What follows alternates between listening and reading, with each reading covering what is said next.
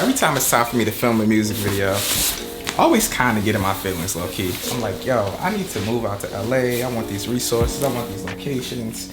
I want these set designers. I want all this stuff. But it's like, man, if I ever was up and moved to LA, I wouldn't have family there. And I wouldn't have snow. Snow is awesome for cinematic sequences. Like, borderline the best elements that you can run into. Snow so far.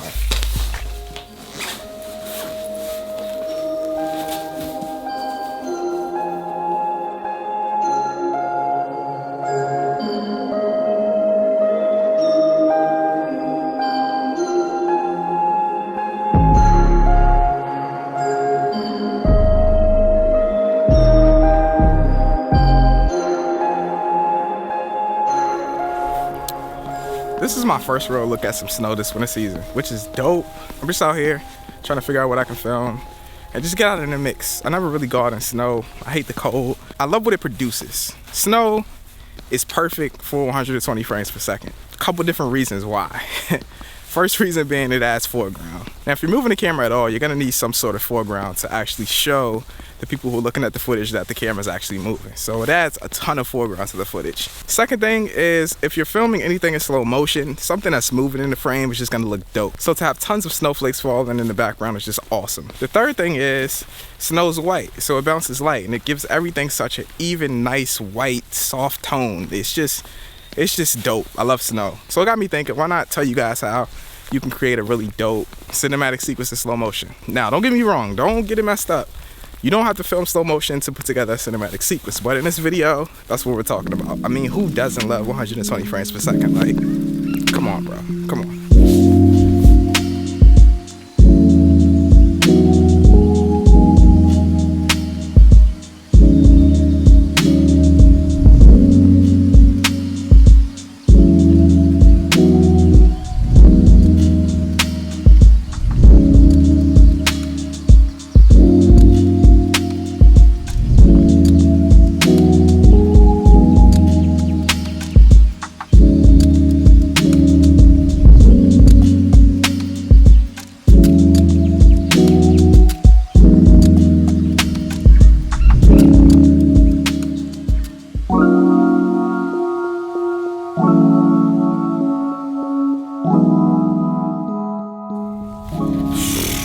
I can already see all of my gear going bad after today. Look at this, look at this.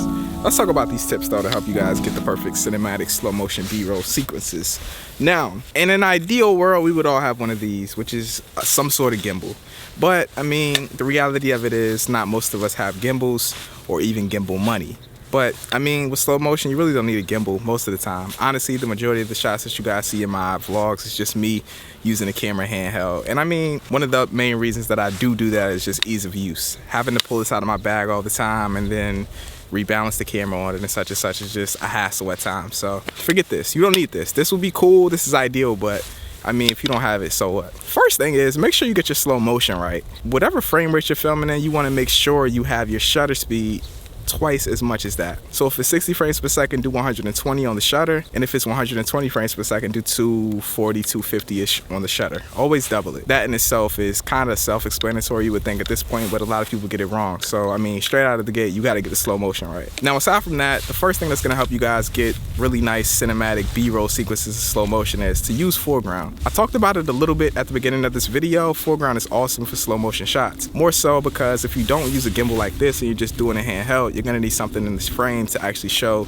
the audience that the camera's moving, and foreground is a perfect option for that. So try to use foreground within your slow motion shots. One popular shot that you see amongst a lot of YouTubers in this day and age is just the revealing shot, where you put an object in front of the camera, then you slowly move the camera from that and you reveal the subject of the shot. So that in itself is gonna help you guys a ton. Try to use foreground. It doesn't have to be a massive object. It can be snow, it can be something small like grass. Foreground just looks awesome in slow motion, and especially in B-roll sequences. The second tip is to show a lot of coverage within your sequences. Now when it comes to overall storylines within films, one thing that you guys are gonna notice a lot of the time is a wide establishing shot. And what this does is it allows the audience to know exactly where you are within this scene. So typically the establishing shot is wide. Get a wide shot, get close-ups, get medium shots, just switch it up. Try to film a lot of different angles within your sequence. It's just gonna make it look a lot better. Different focal lengths also help with this as well. Using a higher focal length is gonna exaggerate the movement within the shots that you're doing. So if you film at a 50 or even 100 millimeter, if you move the camera a little bit, it's gonna exaggerate the background and look like it's moving a lot more than it actually is.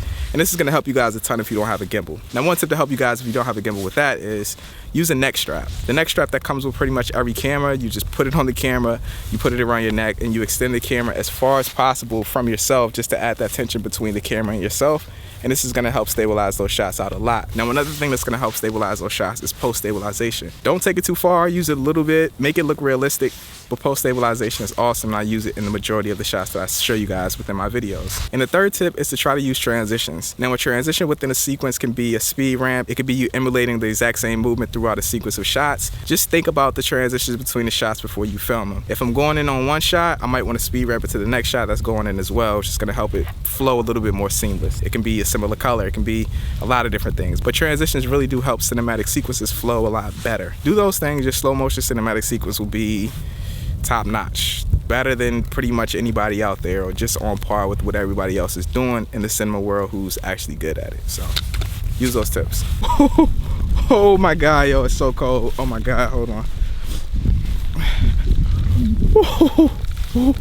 Oh my God, it's so cold. Let me get home. My camera's going dead, my gimbal's wet, my camera's wet, my lens is wet, my mic is wet.